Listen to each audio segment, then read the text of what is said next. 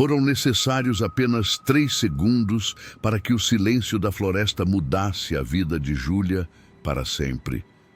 3 segundos. O tempo entre o estalo de um galho e o fim da coragem dela. A introdução dessa história, porém, começa muito antes daquele instante.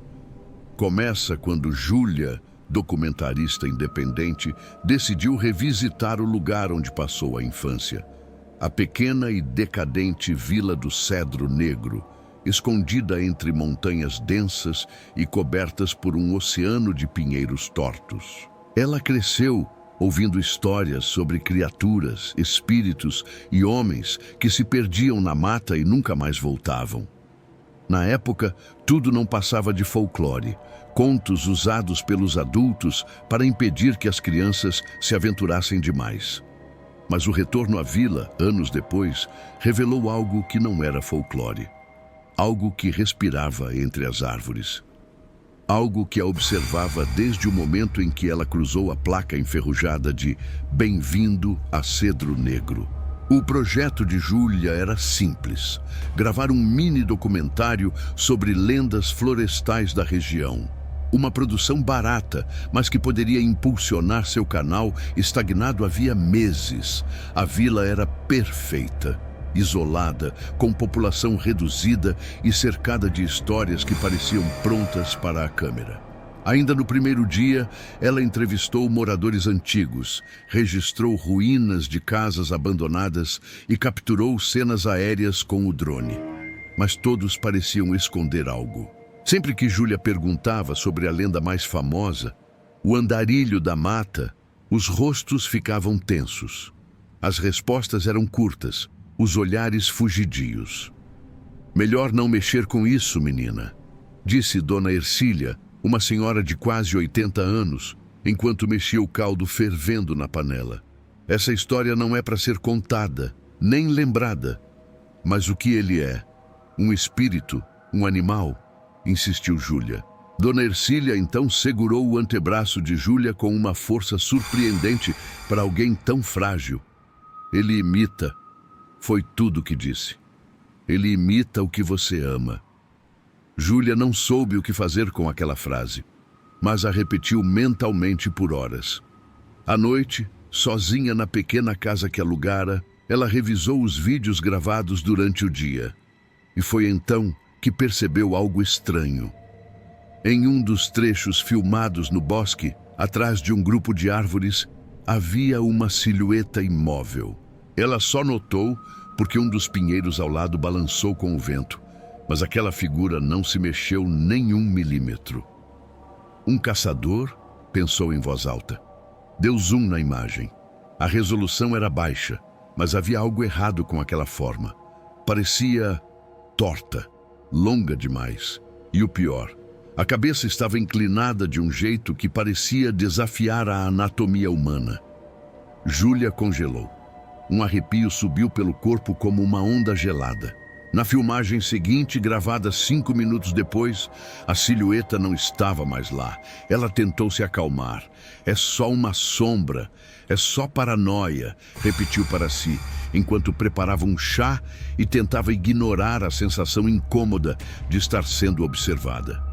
Às 2 da manhã, acordou com um som vindo da mata. Primeiro algo parecido com passos, depois voz. Ju, Li, era o nome dela. Sussurrado como se alguém o arrastasse pela garganta. Ela congelou na cama. Não tinha vizinhos. A casa estava isolada a quase 800 metros da estrada mais próxima. "Isso não é real", murmurou, mas o sussurro veio de novo, mais claro, mais próximo. "Ju, Lia."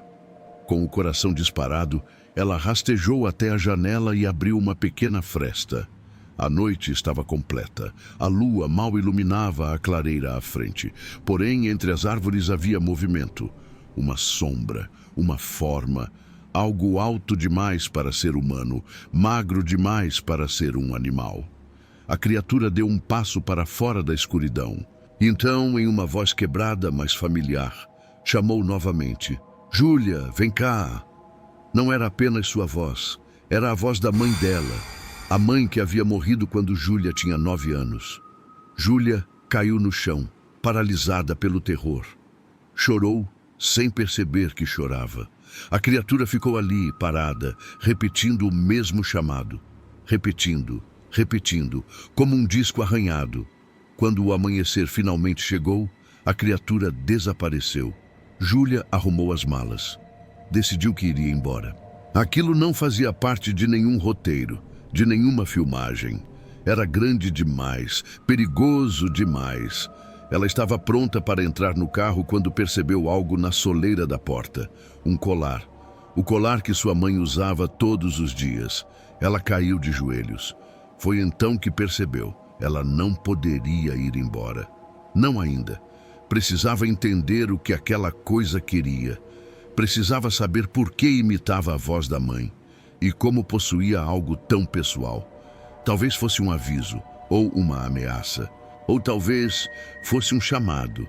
E por mais que tivesse medo, a parte dela que era documentarista, curiosa, determinada, teimosa, a impediu de fugir. Na manhã seguinte, Júlia entrou na floresta e a floresta fechou atrás dela. O interior da floresta parecia diferente naquela manhã, como se cada tronco tivesse se movido alguns centímetros durante a madrugada. Como se a floresta inteira estivesse respirando, lenta, profunda e pesadamente. Júlia caminhava filmando tudo. A câmera tremia em sua mão. O colar da mãe, agora pendurado no pescoço, parecia pulsar com o calor da pele. Ela o apertava sempre que a ansiedade apertava de volta. Os primeiros metros de trilha estavam silenciosos. Silêncio absoluto. Sem pássaros, sem insetos, sem vento. Apenas o próprio coração batendo alto nos ouvidos. Aos poucos o silêncio se quebrou com sussurros. Vozes, não uma, mas várias. Algumas pareciam de crianças, outras masculinas, profundas, outras femininas, todas misturadas como se ecoassem de diferentes direções ao mesmo tempo. Júlia, ajude, volte, estou aqui. A cada passo, mais vozes surgiam. Algumas chamavam por nomes desconhecidos, outras choravam, outras gritavam. A floresta parecia cheia de almas tentando ser ouvidas. Júlia quase voltou atrás. Mas então viu pegadas no chão, grandes, mas finas, como se algo caminhasse apoiado em dedos longos demais. A câmera tremia mais forte. Ela seguiu. A trilha a levou até uma clareira tomada por troncos caídos e musgo escuro. No centro havia uma árvore gigantesca, completamente queimada, mas que estranhamente continuava de pé, esquelética, retorcida como um corpo carbonizado. Algo brilhava na base do tronco. Ela se aproximou devagar. Era uma caixa de madeira antiga, coberta de símbolos gravados. Símbolos que ela reconheceu vagamente, desenhos semelhantes aos estampados nos artesanatos indígenas da região, mas distorcidos, quase agressivos. Com mãos trêmulas, ela abriu. Lá dentro havia dezenas de objetos pessoais, brincos, pedaços de tecido, brinquedos infantis, anéis, fotografias desbotadas, todos claramente pertencentes a pessoas diferentes. E no fundo, encontrou mais algo, um caderno. Ao abri-lo, viu páginas repletas de anotações escritas com pressa, letras tremidas, manchas de lama e talvez sangue. Assinava Miguel Afraga, o antigo guarda florestal da vila, desaparecido quase 20 anos antes. Ela começou a ler. Dia 1, algo me segue. Não vejo, só ouço. Dia 5, ele imitou meu pai hoje. Ele morreu há anos. Dia 12, ele não caça alimento, ele caça lembranças. Dia 17, percebi o que ele faz. Ele aprende, observa, copia. Dia 24, ele não quer me matar, quer me substituir, quer ser eu. Dia 30, se alguém encontrar isso, não responda quando ele chamar pelo seu nome. Ele não chama você, ele chama aquilo que quer se tornar. As mãos de Júlia ficaram frias. O caderno caiu no chão, um estalo atrás dela. Ela se virou lentamente e viu a criatura pela primeira vez em plena luz. Alta, magra demais. Pele acinzentada esticada sobre ossos longos, sem olhos visíveis, mas com a cabeça inclinada em direção a ela, como se sentisse cada movimento que fazia. E então a criatura abriu a boca, uma boca larga demais, e falou: "Júlia, filha." A voz era perfeita, idêntica, a mesma voz da mãe com o mesmo tom acolhedor. Ela deu um passo para trás, a criatura deu 2 para frente. "Não tenha medo, meu amor." A voz da mãe: "Volta para casa." Mas naquele instante, algo no olhar, ou na ausência de olhar, da criatura a fez perceber. Não era uma imitação, não era uma cópia. A criatura estava treinando, aperfeiçoando, cada vez mais precisa, cada vez mais humana.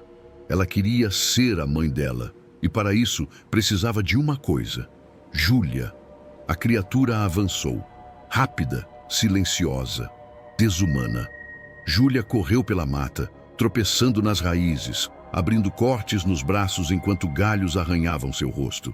A floresta parecia se estreitar, como se as árvores inclinassem seus troncos para impedi-la de passar. A criatura vinha logo atrás. Cada passo dela ecoava como madeira quebrando. "Júlia." A voz agora misturava diferentes timbres. Mãe, pai, criança, homem desconhecido. Uma cacofonia deformada. "Deixa eu ver você. Me deixa ser você." A cada frase, a criatura parecia aprender, aperfeiçoar, tornar-se mais convincente. Quando Júlia chegou à velha ponte de madeira sobre o riacho seco, parou. A estrutura estava podre, mas ainda de pé, e ao olhar para o outro lado, viu algo que a fez gelar. Pegadas idênticas às encontradas antes, mas indo no sentido contrário.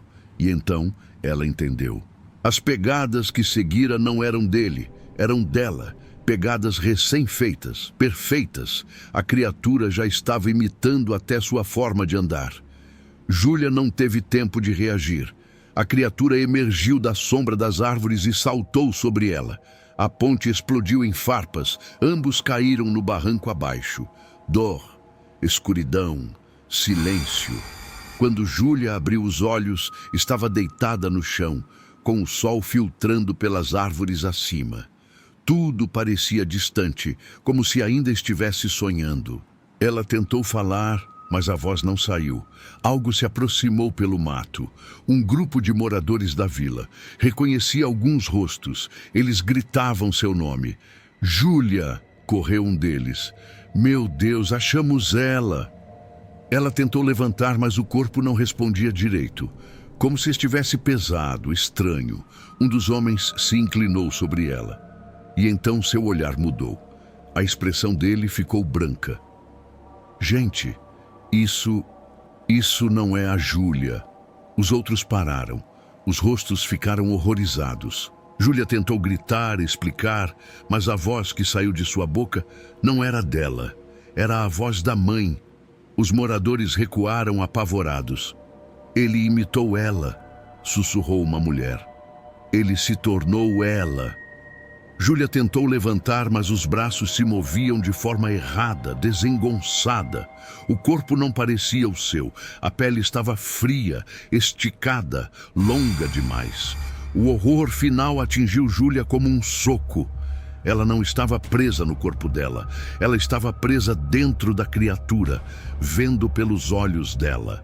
Enquanto a criatura estava agora usando o corpo dela, um dos moradores gritou: "Corram, não deixem ele sair da floresta." Mas era tarde. A criatura, usando o corpo de Júlia, a voz perfeita, o rosto perfeito, sorriu e disse: "Obrigada por me encontrar." E correu em direção à vila. A verdadeira Júlia, presa dentro daquela coisa, tentou gritar, mas tudo que saiu foi um som gutural, monstruoso, que ecoou pela mata. A criatura venceu. E naquela noite, Cedro Negro ganhou mais uma história proibida. Mas desta vez, a história não iria impedir ninguém de entrar na floresta. A história iria permitir que alguém saísse dela.